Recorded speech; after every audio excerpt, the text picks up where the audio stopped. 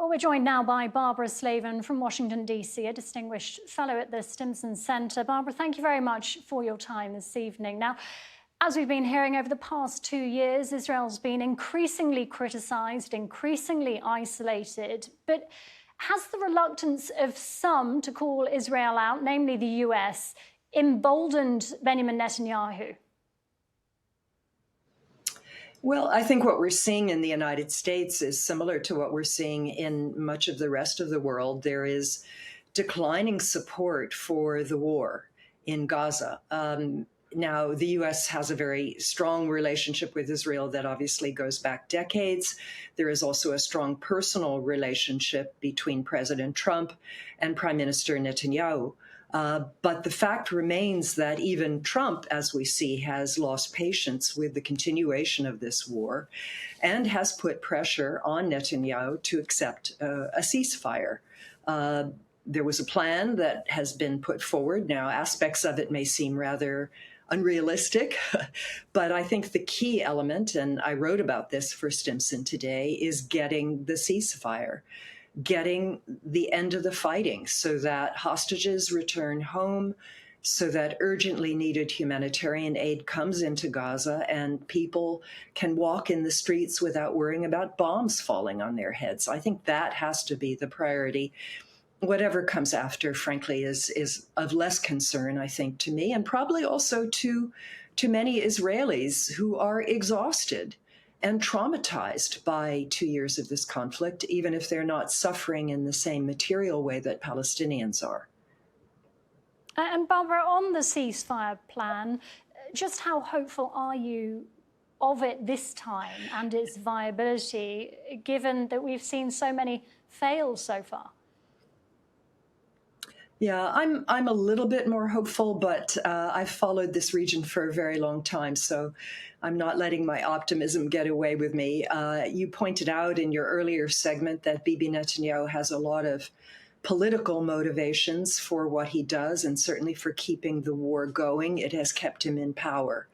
And even though the opposition in Israel has promised to support his government if he accepts the ceasefire and carries out the ceasefire, I'm sure he's concerned that his coalition will begin to crumble. President Trump has demanded that Israel begin to withdraw from Gaza. And of course, some of his ministers don't want Israel to withdraw. They want Israel to reoccupy Gaza and kick out the Palestinians.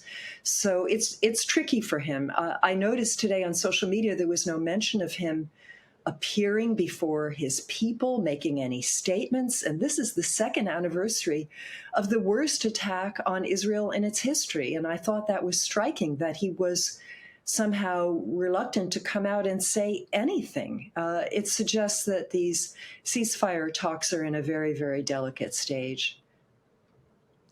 And Barbara, if Hamas does give up the hostages, presumably its only leverage at the moment, what protection does it have against an Israeli U-turn?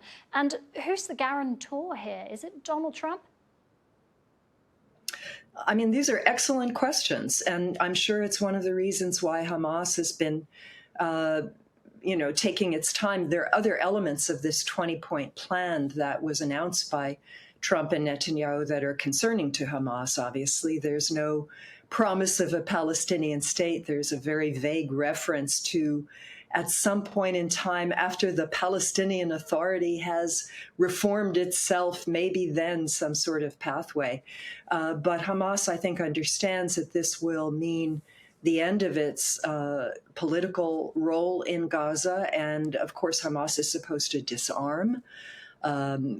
There are many questions, but Hamas will get, in return, a number of Palestinian prisoners and Palestinians who have been detained by Israel over the last 2 years. So, I mean, that is a concrete achievement. And Hamas retains some support, certainly, maybe not so much in Gaza, because people are so furious at what's happened to them, but maybe in the West Bank. Which is also suffering a great deal and where there has been a lot of violence. even more violence over the last 2 years. So, I think it's still possible that this goes through, but every step of the way is going to be fraught with peril. There is no announcement in the plan of what happens if either side breaks its word. What happens then? And I worry about Donald Trump and his attention span. I mean, will he really be able to stay absorbed in this? Will he follow it through? Will he make sure that this ceasefire sticks? These are questions that we all have, assuming we get a ceasefire. Or will he change his mind yet again, Barbara? Thank you very much for your time and for your thoughts here on TRT World.